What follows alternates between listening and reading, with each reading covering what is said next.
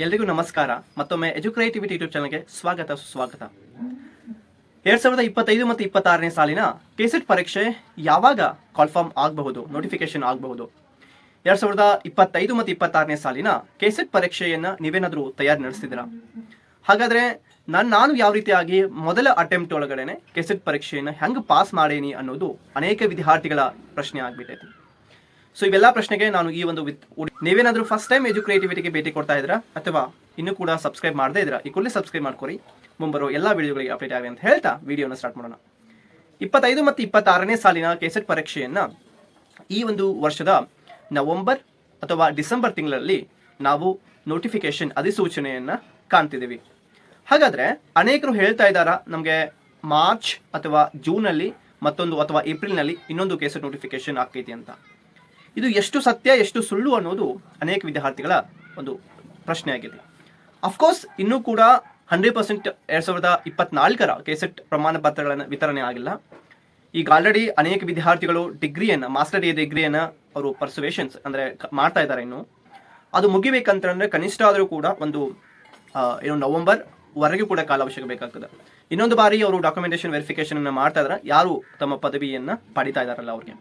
So ಇದಾದ ಮೇಲೆ 75% 90% ಕಡ್ಡಾಯವಾಗಿ ವೆರಿಫಿಕೇಶನ್ ಆಗಲೇಬೇಕು. ಅದಾದಮೇಲೆ ನವೆಂಬರ್ ಮತ್ತು ಡಿಸೆಂಬರ್ ತಿಂಗಳಲ್ಲಿ ನಾವು ಕೆಸೆಟ್ ಒಂದು ಪರೀಕ್ಷೆಗೆ ನಾವು ತಯಾರಿ ಮಾಡಲಿಕ್ಕೆ ಒಂದು ಅಧಿಸೂಚನೆ ಸಿಗ್ತದೆ. ಮೊದಲ ಅಟೆಂಪ್ಟ್ ಒಳಗಡೆ ನಾನು ಕೆಸೆಟ್ ಪರೀಕ್ಷೆಯನ್ನು ಪಾಸ್ ಆದೆ. ಇದಕ್ಕೆ 10 ಕಾರಣಗಳದಾವ. ಅದರೊಳಗೆ ಮುಖ್ಯವಾದಂತಹ ಒಂದು 5 ರೀಸನ್ಸ್ಗಳನ್ನು ನಾನು ತಗೊಂಡ್ಬಂದಿದ್ದೇನೆ. ಫಸ್ಟ್ ಒನ್, ನಾನು ಕೆಸೆಟ್ ಪರೀಕ್ಷೆಯನ್ನು ಓದ್ತಾ ಇದ್ದೀನಿ ಅಂತಂದರೆ ನನಗೆ 100% ಇಂಟ್ರೆಸ್ಟ್ ಇರಬೇಕಾಗ್ತದೆ. ಇವಾಗ ನಾನು ಒಂದು ಕೆಸೆಟ್ ಪರೀಕ್ಷೆಯನ್ನು ಓದ್ತಾ ಇದ್ದೀನಿ, ಅದ್ರ ಜೊತೆಗೆ ನಾನು ವಿಲೇಜ್ ಅಕೌಂಟೆಂಟ್ ಕೂಡ ನಾನು ಓದ್ಬೇಕು ಅನ್ಕೊಂಡಿದ್ದೀನಿ. ಇಲ್ಲ ನಾನು ಅದ್ರ ಜೊತೆಗೆ KPSC ನಡೆಸುವಂಥ PDO ಪರೀಕ್ಷೆಯನ್ನು ಓದ್ಬೇಕಂತ ಅನ್ಕೊಂಡಿದ್ದೀನಿ. ಸೊ 3 ಪರೀಕ್ಷೆಗೆ ಓದ್ಲಿಕ್ಕೆ ಆಗುತ್ತಾ? ಸೊ ನಾನು ಉತ್ತರ ನೋ ಅಂತ ಹೇಳ್ತೀನಿ. ಸೊ ನೀವು ಒಂದು ಪರೀಕ್ಷೆಯನ್ನು ನೀವು ಗಮನದಲ್ಲಿಟ್ಕೊಂಡು ಓದಬೇಕಾಗ್ತದೆ, whether it is a PDO, whether it is a KEA ನಡೆಸುವಂತಹ ಕೆಸೆಟ್ ಪರೀಕ್ಷೆ. ಇಲ್ಲಿ ಪ್ರತಿಯೊಂದು ಪರೀಕ್ಷೆಯ ಡಿಮ್ಯಾಂಡ್ಸ್, ಬೇಡಿಕೆ ಬೇರೆ ಇರ್ತದೆ, ಅದಕ್ಕೆ ತಕ್ಕಂತಹ ಪೂರೈಕೆ ನೀವು ಕೊಡಬೇಕಾಗ್ತೈತಿ. ಒಂದು ವೇಳೆ ತಕ್ಕಂತಹ ಪೂರೈಕೆ ಏನಾದರೂ ನೀವು ಕೊಡ್ಲಿಕ್ಕೆ ಆಗದೆ ಇದ್ರೆ ಅಲ್ಲಿ ಸ್ಯಾಟಿಸ್ಫ್ಯಾಕ್ಷನ್ ಸಿಗಂಗಿಲ್ಲ, ಅಂದರೆ 100% ರಿಸಲ್ಟನ್ನು ನೀವು ಎಕ್ಸ್ಪೆಕ್ಟ್ ಮಾಡ್ಲಿಕ್ಕೆ ಆಗಂಗಿಲ್ಲ. ಟೇಕ್ ಎನ್ ಎಕ್ಸಾಂಪಲ್, ನಾನು ಕೆಸೆಟ್ ಪರೀಕ್ಷೆಗೆ ಮಾತ್ರ ಓದಿದ್ದೀನಿ, ನೀವು ಕೆಸೆಟ್ ಪರೀಕ್ಷೆ ಜೊತೆಗೆ ವಿಲೇಜ್ ಅಕೌಂಟೆಂಟ್ ಓದಿರಿ, PDOನು ಕೂಡ ಓದಿರಿ. ಸೊ ನೀವು ಅಲ್ಲಿ ನಿಮ್ಮ ಎನರ್ಜಿಯನ್ನು ಬೇರೆ ಬೇರೆ ಕಡೆ ಹಾಕಿದ್ರಿ, ನನ್ನ ಎನರ್ಜಿಯನ್ನು ಒಂದೇ ಕಡೆ ಹಾಕಿರ್ತೀನಿ. ಸೊ ಹೀಗಾಗಿ ಆಲ್ಮೋಸ್ಟ್ ಆಗಿ ನಾನು ರಿಸಲ್ಟನ್ನು 100% ಎಕ್ಸ್ಪೆಕ್ಟ್ ಮಾಡ್ತೀನಿ ಮತ್ತು ನಾನು ಪಾಸ್ ಕೂಡ ಆಗ್ತೀನಿ. ಇನ್ನು ಸೆಕೆಂಡ್ ಬಂದುಬಿಟ್ಟು, ನಾವು ಕನಿಷ್ಠ ಆದರೂ ಕೂಡ 4 ರಿಂದ 5 ತಿಂಗಳು ಓದಬೇಕಾಗ್ತದೆ ಕೆಸೆಟ್ ಪರೀಕ್ಷೆಗೆ. 4 ರಿಂದ 5 ತಿಂಗಳು 100% ಡೆಡಿಕೇಶನ್ ಓದಬೇಕಾಗ್ತದೆ. ನೀವು ಅಪ್ಲಿಕೇಶನ್ ಹಾಕಿದಂತಹ ದಿನದಿಂದ ಹಿಡ್ಕೊಂಡು ಪರೀಕ್ಷೆ ಮುಗಿಯೋವರೆಗೆ ಕೂಡ ನೀವು ಓದಬೇಕಾಗ್ತದೆ. ಮತ್ತು ನಡುವೆ ಬೇರೆ ಬೇರೆ ಗದ್ದಲಗಳು ಬರ್ತಾವೆ. ಕೆಸೆಟ್ ಪರೀಕ್ಷೆ ಮತ್ತೆ ಮುಂದೂಡ್ಬೋದಾ, ಆ ಕಾರಣಾಂತರಗಳಿಂದ ಬರ್ತಾವ. ಸೊ ಆ ಪರೀಕ್ಷೆ ಈ ಪರೀಕ್ಷೆ ಅಂತ. ಸೊ ಯಾವುದೇ ಕಾರಣಕ್ಕೂ ಕೂಡ ಅದಕ್ಕೆಲ್ಲ ನೀವು ಗೊಂದಲಕ್ಕೆ ಈಡಾಗದ ಕಂಟಿನ್ಯೂಸ್ ಆಗಿ ಸ್ಟಡಿ ಮಾಡಬೇಕು. ಅದು ಮುಂದೆ ಹೋಗಲಿ ಅಥವಾ ಬಿಡಲಿ, ಓಕೆನಾ. ಮುಂದೆ ಹೋದಷ್ಟು ನಿಮಗೆ ಚೆನ್ನಾಗೇ ಇರ್ತದೆ, ಯಾಕಂದರೆ ರಿವಿಷನ್ಸ್ ಮಾಡ್ಬೋದು, ಕ್ವಶನ್ ಪೇಪರ್ಸ್ ಬಿಡಿಸ್ಬೋದು ಅಂತ. ಅಫ್ಕೋರ್ಸ್ ನಾನು ಬುಕ್ ಲಿಸ್ಟ್ಗಳನ್ನೆಲ್ಲ ಹೇಳ್ತೀನಿ. ನನ್ನ ಸಬ್ಜೆಕ್ಟ್ ಬಂದುಬಿಟ್ಟು ಇಂಗ್ಲೀಷ್ ಲಿಟ್ರೇಚರ್ ಅಂತ, ಇನ್ ಮಾಸ್ಟರ್ಸ್ ಇನ್ ಇಂಗ್ಲೀಷ್.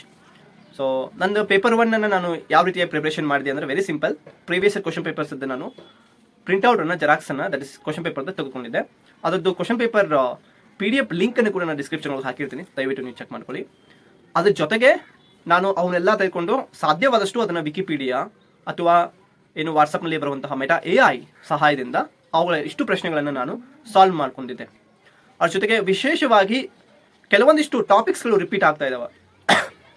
ಉದಾಹರಣೆಗೆ ಪರಿಸರದಲ್ಲಿ ಬರುವಂತಹ protocols, agreements and then conversations, ಇವು ಬಹಳ ಇಂಪಾರ್ಟೆಂಟ್ ಆಗ್ತವೆ. ಇನ್ನು ಅದೇ ರೀತಿ ದತ್ತಾಂಶಗಳಲ್ಲಿ ಬರುವಂತಹ ಪೈ ಚಾರ್ಟ್ ಆಗಿರ್ಬೋದು, ಸೊ ಸ್ತಂಭ ಲೇಖನ ಆಗಿರ್ಬೋದು, ಇವುಗಳ ಮೇಲೆ ಪ್ರಶ್ನೆಗಳು ಕಡ್ಡಾಯವಾಗಿ ಬರ್ತಾ ಇದಾವೆ ಅಂತಂದರೆ ನಾನು ಫೋಕಸ್ ಮಾಡ್ತೀನಿ. ಮತ್ತು ಭಾಳ ಜನ ಕೇಳ್ತಾ ಇದ್ದಾರೆ ಕರೆಂಟ್ ಅಫೇರ್ಸ್ ಓದಬೇಕಾ ಅಂತ. ನನ್ನ ಪ್ರಕಾರ ಕರೆಂಟ್ ಅಫೇರ್ಸ್ ದಯವಿಟ್ಟು ಓದಲಿಕ್ಕೆ ಹೋಗಬೇಡಿ. ಸೊ ನೀವು ಉನ್ನತ ಶಿಕ್ಷಣಕ್ಕೆ ಸಂಬಂಧಪಟ್ಟಂಥ ಕರೆಂಟ್ ಅಫೇರ್ಸನ್ನು ಓದ್ಕೊಳ್ಬೋದು, ಅಥವಾ ಎನ್ವಿರಾನ್ಮೆಂಟ್ಗೆ ಸಂಬಂಧಪಟ್ಟದ್ದು, ಅದು ಬಿಟ್ಟು ಬೇರೆ ಬೇರೆ ಹೋಗಬೇಡಿ ಅಂತ ಹೇಳ್ತೀನಿ ನಾನು. ಇನ್ನೊಂದು ವಿಚಾರ ಏನಂತಂದರೆ, ಸೊ ಕ್ವಶನ್ ಪೇಪರ್ಸ್ ಈಸಿ ಬರ್ತದೆ ಪೇಪರ್ 1, ಬಟ್ ಆದರೆ ಅಲ್ಲಿ ನಾವು ತಿಳ್ಕೊಳ್ಬೇಕಾಗಿದ್ದು ಭಾಳ ಇದೆ. ಇವಾಗ ಕ್ವಶನ್ಸ್ಗಳು ವೆರಿ ಸಿಂಪಲ್ ಅಂತಂದರೆ ಹೆಂಗಂತಂದರೆ ಭಾಳ ಸಿಂಪಲ್ ಬರ್ತಾ ಇದಾವೆ. ನಾವು ಇವಾಗ ಒಂದು UUCMS ಅನ್ನೋದು ಒಂದು ತಂತ್ರಾಂಶ ಇದೆ, ಅದರೊಳಗಡೆ ನಾವು ಎಲ್ಲ ದಾಖಲೆಗಳನ್ನ ಕಾಣ್ತಾ ಇದ್ದೀವಿ. ಅದರ ಪೂರ್ತಿ ವಿಸ್ತೃತ ರೂಪ ಕೇಳ್ತಾ ಇದ್ದಾರೆ. ಅದೇ ರೀತಿಯಾಗಿ ನಾಡಾದ ಪೂರ್ತಿಯಾಗಿ ವಿಸ್ತೃತ ರೂಪ ಕೇಳ್ತಾ ಇದ್ದಾರೆ. And then very CBCS full form ಕೇಳ್ತಿದ್ದಾರೆ. ಅಟ್ ಮೀನ್ಸ್ ಅಂತಂದರೆ ಭಾಳ ಬೇಸಿಕ್ನ ಹೊಂಟಿದ್ದಾರೆ, ನಾವು ಬೇಸಿಕ್ಸನ್ನು ಮರಿಬಾರ್ದು ಅನ್ನೋದು. ಇನ್ನು ನನ್ನ ಪೇಪರ್ 2 ಬಂದುಬಿಟ್ಟು ನಾನು ಲಿಟ್ರೇಚರ್ ಅಂತ ತೆಗೊಂಡಿದ್ದೆ. ಸೊ ಲಿಟ್ರೇಚರ್ಗೆ ನಾನು ಸಿಲೆಬಸನ್ನು ಫಸ್ಟ್ ಡೌನ್ಲೋಡ್ ಮಾಡ್ಕೊಂಡಿದ್ದೆ. ಅದರೊಳಗೆ 10 ಚಾಪ್ಟರ್ ಇರ್ತಾವೆ. 10 ಚಾಪ್ಟರ್ನ ನಾನು ಫಸ್ಟಿಗೆ ಬೈಹೆಟ್ ಮಾಡ್ಕೊಂಡಿದ್ದೆ. ಯಾವ್ಯಾವ ಚಾಪ್ಟರ್ ಅದಾವ, ಏನೇನು ವಿಷಯ ಇದೆ ಅಂತ.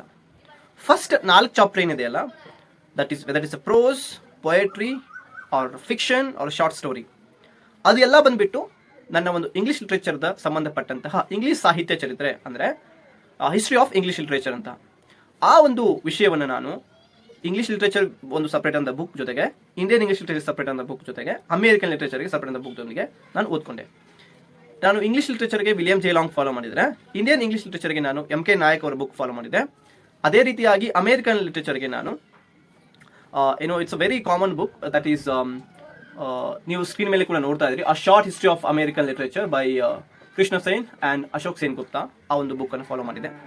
ಸೊ ಅದು ಬಿಟ್ಟು ಲಿಟ್ರೇಚರ್ ಥಿಯರಿಗೆ ಪ್ರಮೋದ್ ಕೆ ನಾಯರ್ದು, ಕ್ರಿಟಿಸಿಸಮ್ಗೆ so as you know that ನಾನು ಮಾಡರ್ನ್ ಕ್ರಿಟಿಸಿಸಮ್ ಅವ್ರದ್ದು ಹಬೀಬ್ ಅವ್ರದ್ದು ಬುಕ್ ಓದಿದೆ. And then glossary of literary terms ಅಂತ ಬರ್ತದೆ, glossary of literary terms that is M H ಅಬ್ರಾಮ್ದು, ಆ ಬುಕ್ಕನ್ನು ಓದ್ಕೊಂಡೆ.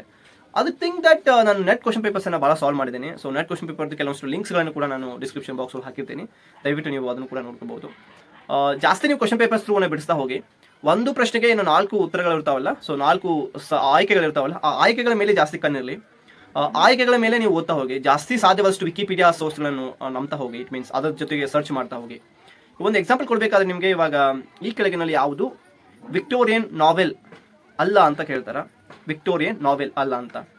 ಸೊ ಹಾಗಾದರೆ ನೀವೇನು ಮಾಡಬೇಕು, 3 ವಿಕ್ಟೋರಿಯನ್ ನಾವೆಲ್ಸ್ ಇರ್ತಾವ, ಒಂದು ಬೇರೆ ಯಾವುದೋ ನಾವೆಲ್ ಇರ್ತದೆ, that is modern Indian novel ಆಗಿರ್ಬೋದು, ಅಥವಾ ಟೇಕ್ ಅನ್ ಎಕ್ಸಾಂಪಲ್ಸ್ ಯಾವುದು ಕಾಂತಾಪುರ ಅಂತ ಇರ್ತದೆ. Kanthapura is not related to the Victorian novels. So ಹೀಗಾಗಿ 3 ನಾವೆಲ್ಗಳನ್ನು ನಿಮಗೆ ಗೊತ್ತಿರ್ತದೆ. ಸೊ ಕಾಂತಾಪುರ ನೀವು ಕಾಂತಾಪುರ ಅಷ್ಟು ಉತ್ತರ ನೋಡ್ಬಿಡ್ತೀರಿ.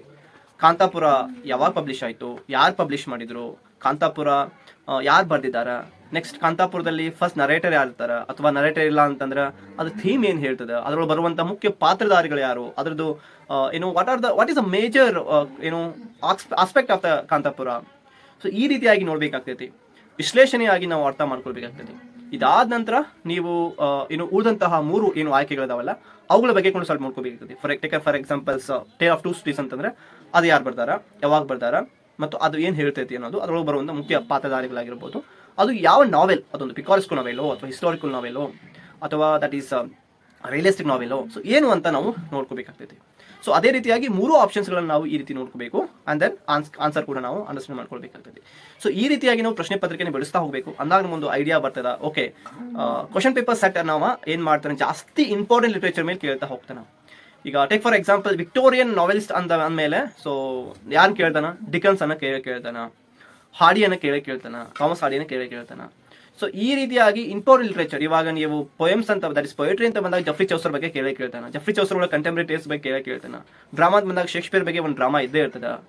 Okay, Shakespeare poet, it means poetry ಕೂಡ ಬರ್ತಾನೆ, ಸಾನೆಟ್ಸ್ ಕೂಡ ಬರೀತಾನೆ. ಈ ವರ್ಷ ಏನು ಕೇಳಿದ್ರು ಅಂತಂದ್ರೆ Shakespeare in the rhyme scheme, sonnet rhyme scheme ಕೇಳಿದ್ರು. ಆಮೇಲೆ ಸಾನೆಟ್ ಏನೋ ಫಸ್ಟ್ ಇಂಗ್ಲೀಷಲ್ಲಿ ಇಂಟ್ರೊಡ್ಯೂಸ್ ಮಾಡೋರು ಯಾರು ಅಂತ ಕೇಳಿದ್ರು, ಅಥವಾ ಎಲ್ಲಿಂದ ಯಾರು ಬಾರೋ ಮಾಡಿದ್ರು ಅಂತ ಕೇಳ್ತಾರ. ಸೊ ಹೀಗಾಗಿ ನಾವು ಒಂದೇ ಪ್ರಶ್ನೆಯನ್ನು ವಿಭಿನ್ನವಾಗಿ ನೋಡಬೇಕಾಗ್ತೈತಿ, ವಿಶೇಷವಾಗಿ ನೋಡಬೇಕಾಗ್ತೈತಿ, ಮತ್ತು ಅದು ಯಾಕೆ ಇಂಪಾರ್ಟೆಂಟು ನಮಗೆ ಅಂತ ನೋಡಬೇಕಾಗ್ತೈತಿ. ಸೊ ಇಷ್ಟೆಲ್ಲ ನಾವು ಕಂಟಿನ್ಯೂಸ್ ಆಗಿ ರಿಗ್ರೆಸ್ ಆಗಿ ಒಂದು 4 months ನಾವು ಡೆಡಿಕೇಶನ್ ಓದಿದ್ರೆ ಅಫ್ಕೋರ್ಸ್ ನಾವು ಕೂಡ ಕ್ಲಿಯರ್ ಮಾಡಬಹುದು. ಅದರೊಳಗಡೆ ಏನು ಡೌಟ್ಸ್ ಇಲ್ಲ. ಲಿಮಿಟೆಡ್ ಸೋರ್ಸ್ಗಳನ್ನು ಫಾಲೋ ಮಾಡಿ ಅವುಗಳನ್ನು ಕೂಡ ಫಾಲೋ ಮಾಡ್ತಾ ಹೋಗಿ, ಕ್ವಶನ್ ಪೇಪರ್ಸನ್ನು ಜಾಸ್ತಿ ಬಿಡಿಸ್ತಾ ಹೋಗಿ, ರಿವಿಷನ್ಸ್ ಆಗಲಿ 2 ರಿಂದ 3 ಸಲ ರಿವಿಷನ್ಸ್ ಆಗಲಿ. ಬೆಟರ್ ನೀವೇನಾದರೂ ಫ್ರೀ ಇದ್ದರೆ ಇವಾಗಿಂದ ಸ್ಟಾರ್ಟ್ ಮಾಡಿ, ಅಫ್ಕೋರ್ಸ್ ನಿಮಗೆ ಅದು 100% ಆಗ್ತೈತಿ. ಹೆಚ್ಚಿನ ಮಾಹಿತಿಗಾಗಿ ನಾನು ಯೂಟ್ಯೂಬ್ ಚಾನಲ್ ಫಾಲೋ ಮಾಡಿ. ನಾನು ಇದ್ರ ಬಗ್ಗೆ ನಾನು ಕಂಟಿನ್ಯೂಸ್ ಆಗಿ ಕ್ಲಾಸ್ ಕೂಡ ಮಾಡಲಿಕ್ಕೆ ಇಷ್ಟಪಡ್ತೀನಿ. ಸೊ ಅಗೇನ್ ನನ್ನ ಯೂಟ್ಯೂಬ್ ಚಾನಲ್ಗೆ ನೀವು ಸಂದರ್ಶನ ಕೊಟ್ಟಿದ್ದಕ್ಕೋಸ್ಕರ ಥ್ಯಾಂಕ್ ಯು ಸೋ ಮಚ್. ಮತ್ತೆ